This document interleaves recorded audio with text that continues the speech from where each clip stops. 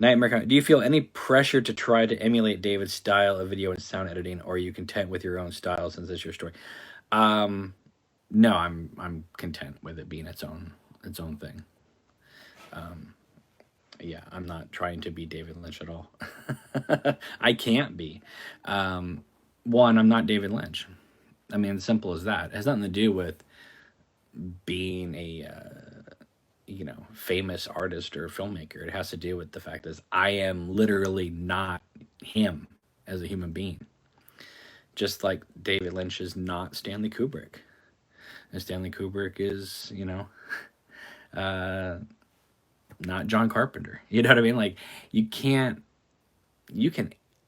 emulate something. Like, for instance, like Paul Thomas Anderson, you could make the argument that There Will Be Blood is very Kubrickian.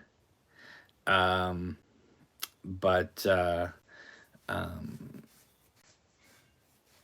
at the same time, though, does that mean that There Will Be Blood is filmed exactly the way Stanley Kubrick would have made that film? No. There's no way to approximate that. I mean, for instance, in season 3 of Twin Peaks, David Lynch shot scenes in a style, sometimes, that we did not see coming at all.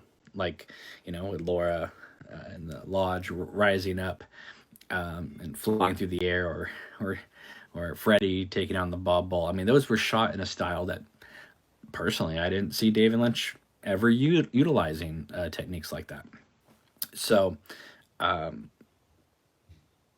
there's no way to approximate the way David Lynch would shoot something, because if you did, he would come out and surprise you in a different way.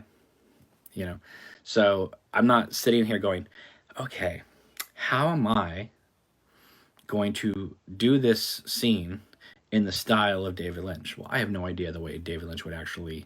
I have no idea the way David Lynch would shoot anything. I mean, I have ideas.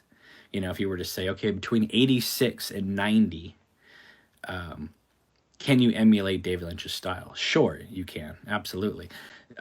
Does that mean that David Lynch would tackle the same material that I'm doing right now in that style? I have no idea.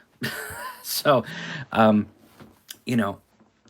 Scorsese, I think around 1990, said something just very... it's like literally like on the nose, but it's probably one of the best things you could ever tell to a filmmaker, and that is, you have to put it down the way you see it. Sounds simple enough. But that is really inspiring to me, because it allows you to trust in yourself, trust in the way you see the material. As I've said before, this film is something that takes place in the world of Twin Peaks, but that doesn't mean that I'm trying to be David Lynch telling a story in Twin Peaks. Contrary to popular opinion out there have been a lot of great filmmakers who have taken on the world of Twin Peaks in seasons 1 and 2. And while, yes, they were, to an extent, emulating a Lynch aesthetic, they also were bringing a lot of themselves to their episodes. And I think a lot of those episodes in season 1 and season 2 are outstanding. So, yes, somebody else can make Twin Peaks. It may not be exactly the way Lynch would make Twin Peaks, but that's not necessarily a bad thing.